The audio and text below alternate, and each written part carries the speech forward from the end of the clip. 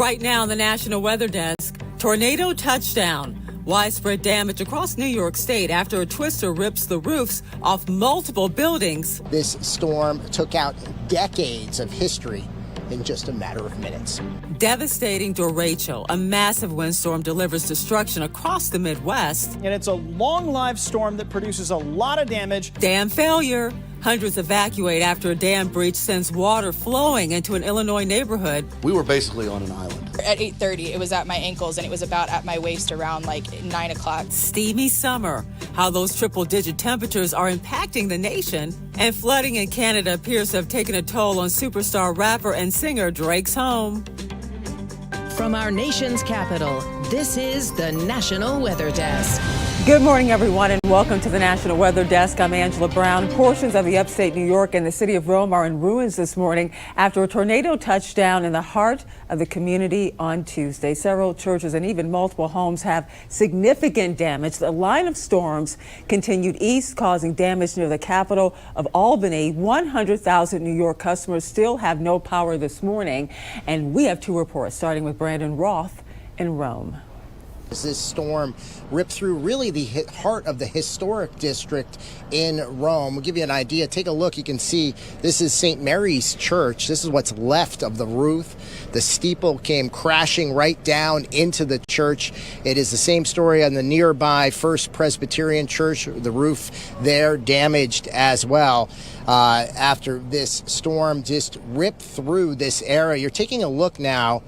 This is some drone footage of some of the areas here, and you can see the damage stretches throughout several neighborhoods here in downtown Rome.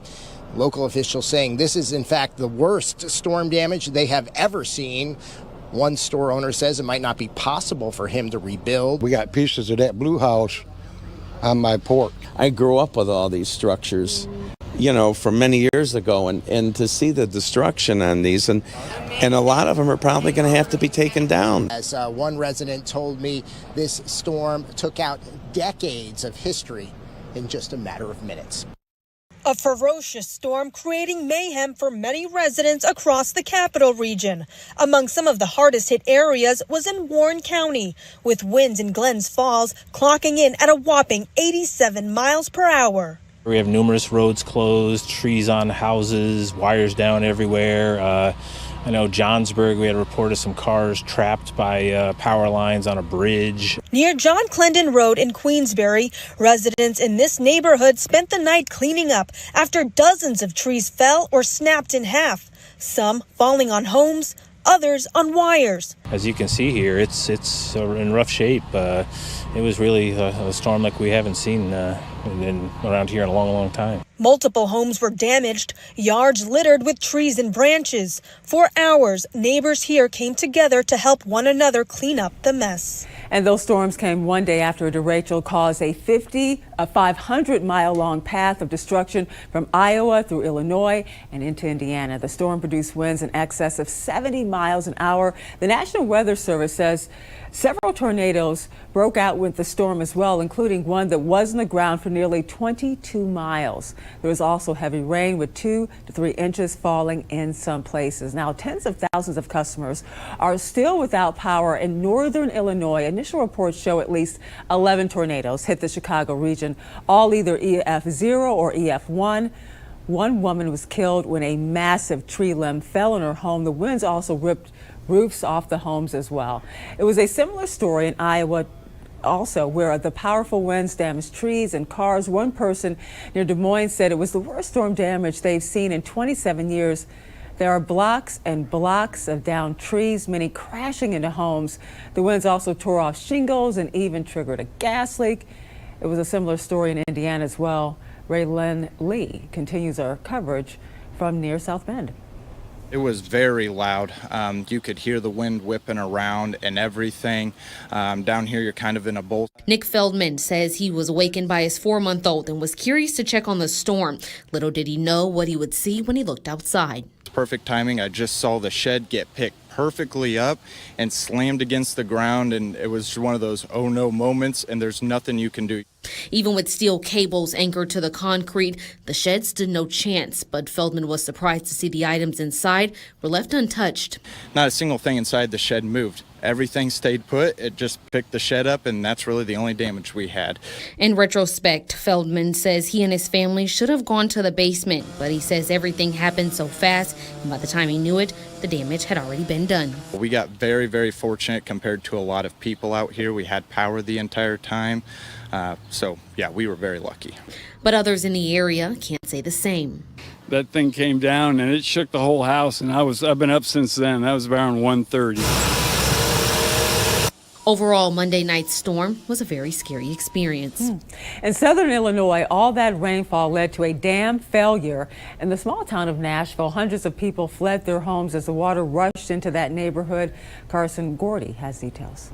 Residents were forced to evacuate their homes. Officials say residents reporting water in their homes as high as waist deep, and one resident requiring rescue. In total, 200 residencies were considered endangered in risk of flooding. At this time, officials say evacuation is complete and there were no significant injuries or deaths reported. Nashville homeowner Chad Bullock lives right next to the city's reservoir dam. This is not the first time he's dealt with overflows. Water poured down the slope and into his home, flooding his basement with several feet of water. His children's clothes, his laundry equipment, and other accessories are destroyed. Bullock says his insurance doesn't cover flood damage to his house. Water poured down the slope and into his home, flooding his basement with several feet of water. His children's clothes, his laundry equipment, and other accessories are destroyed. Bullock says his insurance doesn't cover flood damage to his house. You're gonna move? Yes. Yeah, for sure. This at least the 5th or 6th time that we've done this, so we're ready to move on. The storm that went through the region on Monday is now confirmed to have been a derecho. Meteorologist Marshall McPeak takes a closer look at the storm's track and gives us a better understanding of derechos. Monday night, storms began to develop in Iowa, and they very quickly strengthened as they moved through parts of the Midwest and the Great Lakes. Along that line, multiple tornadoes have been confirmed, some of those in the Chicago metro area. Many more reported along that bowed line as the storms moved through parts of Indiana and Illinois. Now, they weakened and broke apart before they made it all the way to Ohio. But this was a very specific type of storm. It's called a derecho, and it's a long-lived storm that produces a lot of damage, mainly from gusty winds and tornadoes. Now, a similar storm came through parts of the Midwest and the Ohio River Valley in 2012, did it again in 2022. Now, a derecho has a very specific definition. This is according to the National Weather Service. The storm needs a swath of wind damage that lasts for at least 400 miles. The line of storms has to be at least 60 miles wide, and the storm has to produce wind gusts of 58 miles an hour or more along most of its length. Here's the other part. It has to have gusts spaced and separated along the length of 75 miles per hour or more. So this system met the definition. And the Storm Prediction Center says that it does go into the books, at least preliminarily, as a derecho for parts of the Midwest. A lot of the area is still assessing the damage and will likely be in cleanup mode for weeks, if not months, to come. Well, the threat of severe weather today returns to the East Coast. The area with the greatest risks stretches from Virginia to New England, including New York, Philadelphia, Baltimore, and Washington, D.C. A strong cold front will arrive late this afternoon, bringing the threat of damaging winds and drenching downpours. Canada is dealing with major flooding as well. This was Toronto yesterday afternoon. Nearly 4 inches of rain fell yesterday, making it the 5th wettest day on record since tracking began 86 years ago. A typical July sees 3 inches over the entire month. Now, the water apparently here flooded the mansion of rapper and singer Drake. He posted this on IG with this message right here: "This better be an espresso martini." And check this out, this rather unusual sight. In the foreground, you see a weekly summer fireworks show at Hilton Head, South Carolina. But in the distance, Mother Nature is putting on her own fireworks show, lighting up from a thunderstorm lit up, lightning from a thunderstorm lit up the sky just as the pyrotechnics were dazzling the folks watching the real fireworks. Look at that. And coming up on the National Weather Desk, we'll look at how extreme temperatures are impacting cities all across the country, and we'll help you better understand how waterspouts form.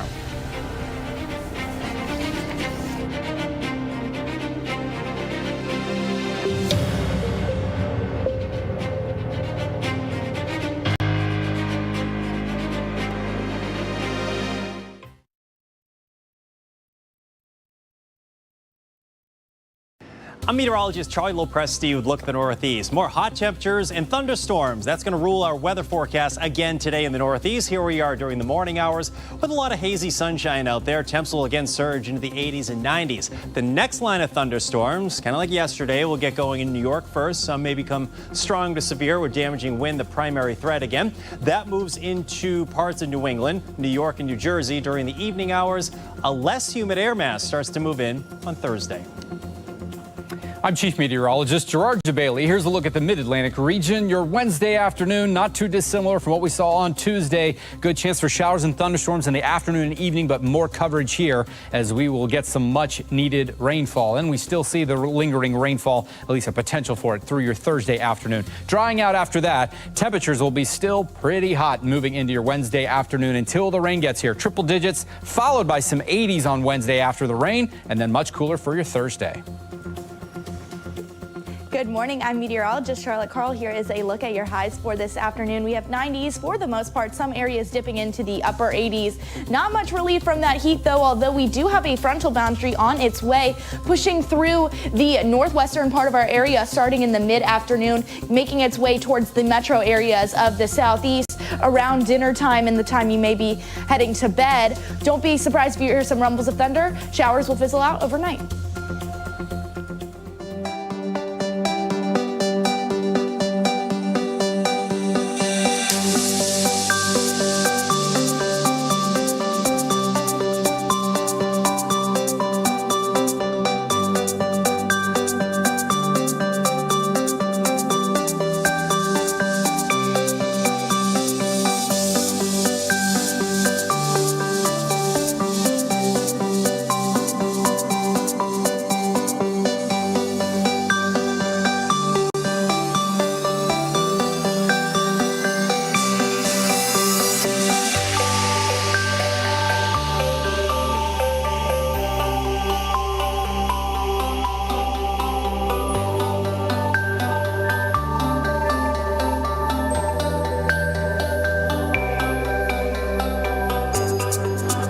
You are watching the National Weather Desk. And now to that dangerous heat that continues to bake the nation. More than 92 million people are under heat alerts today. An excessive heat watch is in effect for Southern California, Arizona, and portions of Oregon and Idaho. Most of the East Coast will also be broiling again today with an excessive heat warning in the Mid-Atlantic. Audrey Mayer in Reno, Nevada, where the weather really has been brutal. Here in Reno, Nevada, you wake up and all you deal with is the heat. According to the National Weather Service, Reno broke 5 daily high temperature records in July and tied the longest consecutive streak of triple-digit temperatures at 10 days in a row. Reno also broke the record for most consecutive and overall days of 105 degrees or higher. And believe it or not, we're expecting even more sweltering temperatures in the forecast. So climatologically, our hottest time of the year is usually right around that third week of July. So we have more hot days ahead. And in fact, we are looking at that triple-digit heat returning for this weekend and probably lasting all through next week as well. And the moisture from this past weekend also playing a role, with the clouds acting as a blanket, keeping our overnight lows warmer. But thankfully, our daytime highs are now a bit cooler for now. And all of the long-range outlooks right now are pointing towards greater than average odds. So we're going to say 60 to 70% chance of it remaining above average through really the remainder of summer. And despite the scorching heat, it's actually monsoon season in Nevada. But this year, things have been off to a late start. As meteorologist Chloe Coast shows us, areas of Las Vegas recently saw what could be the start of the rainy season. Well, looks like monsoon season finally decided to show up across the Southwest. These are images from the Las Vegas Valley, and we got anywhere from a few hundredths of an inch of rain up to a few tenths of an inch of rain. And anyone in this severe weather market is like, that's not a lot of rain. Well, when you average just over 4 inches of rain a year, yes, this to us is a lot of rain, especially on the west side of town. This was over in Summerlin, where we saw some of the heaviest downpours from this past weekend. But take a look at what I'm about to show you next. This is fascinating. Blowing dust into the Las Vegas Valley. This picture captured by one of our viewers, Tyler Doss, as he was taking off from the airport. In Utah, 3 people have died of suspected heat-related illnesses at state and national parks, sparking questions about park closures when the weather hits dangerous temperatures. Christian Saida has that story. I don't usually get bothered by the heat. That's Ashley Poole. She's getting ready for a hike. Enjoy the 100-degree weather. Despite the potentially lethal high temperatures, state parks don't have a history of closing. Is there a certain point where the state park might close due to the extreme hot conditions?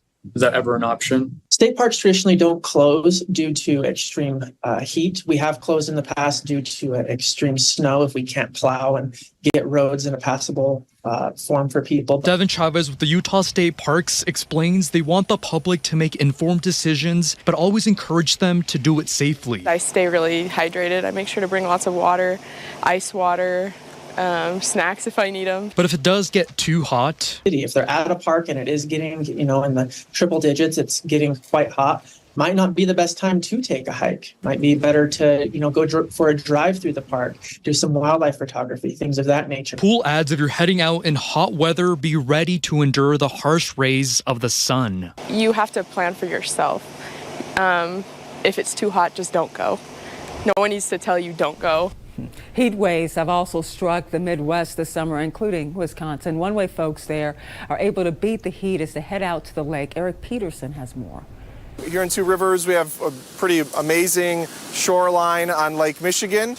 This is really our main public beach. Two Rivers Parks and Recreation Director Mike Mathis says when summer temperatures soar, people head to the shore. And there's a lot of Lake Michigan beach that extends south from this area. On Monday morning, Jerry Krizka and Marina Melikoff checked out the shoreline conditions. Oh, it's so much fun.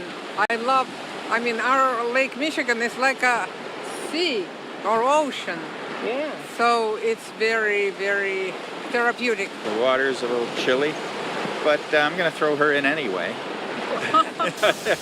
But is it really cooler by the lake? It is Lake Michigan. It is one of the largest lakes in the world. It's definitely refreshing, and we see a lot of people out swimming. The kids never care about the temperature. The kids are always in the water having fun. We often talk about urban heat islands, but there are factors that can make rural areas heat up as well. Corn sweat can increase the amount of humidity in the air, making the feels-like temperature even hotter. Sarah Lighthizer explains how it works. Evapotranspiration, or corn sweat, is a process that occurs with mature corn and soybean crops in the summer months. It is a simple process. Water is taken in via the roots of the mature plant and continues up the crop through the stem and leaves. The leaves release water vapor into the atmosphere, which then ups our humidity levels. National Weather Service meteorologist Alex Elmore says that there is a local impact to rural areas and that the effects of corn sweat can be felt most during a certain time of day. Rural areas that have a lot of farmland, we definitely see a local impact to the amount of humidity that's in that area. I know the effects of their doing so are definitely going to be felt more so in the afternoon and evening, when temperatures in general are warmest, and those that are combining with the humidity to produce heat index values that are typically over 100 degrees. According to the U.S. Geological Survey, 1 acre of corn can add between 3,000 to 4,000 gallons of water to the atmosphere.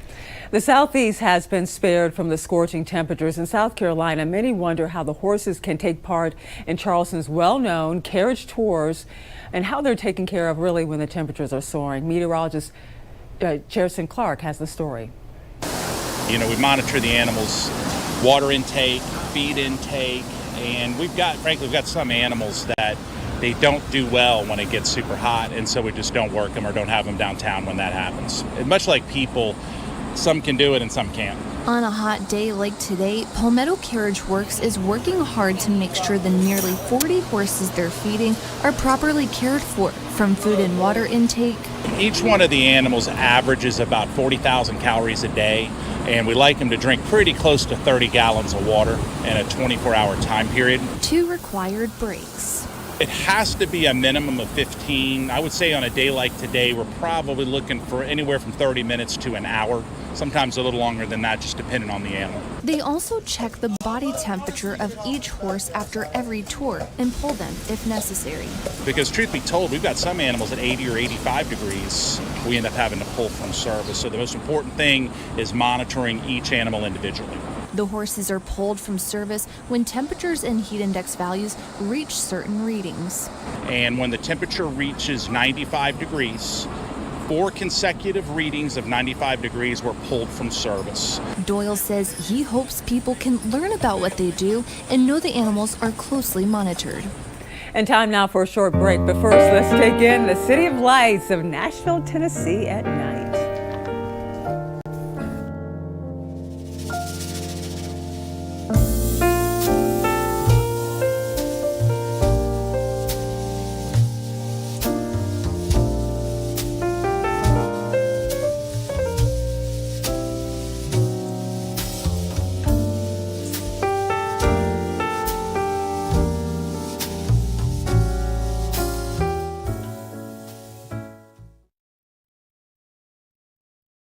Well, a very good Wednesday morning, everyone. I'm meteorologist Andrew Buckmichael. Cooler and less humid air is slowly moving its way in across the Midwest. It's pushing our rain to the south, and it's going to be moving out of here as we move forward. But today, still some scattered rain to the south and also out there to the east. By the time that we get into your Thursday, most of us are dry, mostly sunny, and noticeably less humid for your Thursday. And got a few storms trying to develop out to the west on Friday, but most of the Midwest still staying dry and comfortable. Good morning, I'm meteorologist Alex Garcia. Here's a look at your regional weather. A little bit of a warm start today. 81 down into Brownsville, New Orleans, and all the way up to 75 and a little bit of rain back up in Oklahoma City. Here's the reason why there's rain. Weak cold front pushing southward. That's going to bring some rain up into Arkansas and North Texas and maybe down into the hill country of Texas before it's all over with. Otherwise, temperatures are going to be summer-like for the rest of the state. I'm meteorologist Alex Garcia. That's a look at your regional weather. Well, hi there, everybody, and a good Wednesday morning to you. I'm meteorologist Shannon O'Donnell. Out west, we have a lot of heat hanging on here in mid-July with 102 expected out of Boise and 111 for back to school for so many of the school districts there around the greater Phoenix area. So the heat in place, and here come the thunderstorms. Look at the storms blowing up over the Four Corners region, extending into the Pacific Northwest as we head into Wednesday afternoon. And that's the scene from here.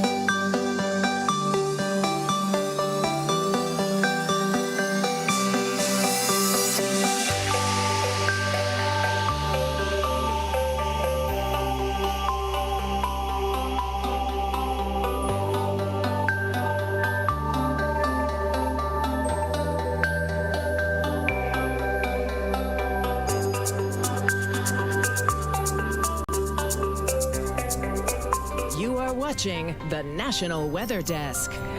When tropical storms or hurricanes make landfall, they can often produce tornadoes. Tornadoes can also form over water, but it's not always the same way tornadoes traditionally form. Meteorologist Lana Foss explains. The oceanic water temperatures are very high this time of year, and that is one of the key ingredients to waterspout formation. That, along with cooler air above, begin to rotate as a horizontal column of air. This column is pushed upward by strong thunderstorm updrafts, changing from horizontal rotation to vertical over time. A wall cloud is shaped as this process continues and reaches the surface of the water, creating a waterspout.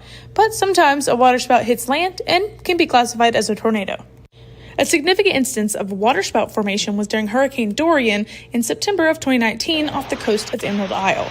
This waterspout reached land and then was classified as an EF2 tornado. During hurricane season on the East Coast, waterspouts can be more common to see, although some don't reach land. And even then, waterspouts are to be cautious about even out to sea. And if you're looking for more great weather content, be sure to check us out on social media. Just search the National Weather Desk We'll be right back.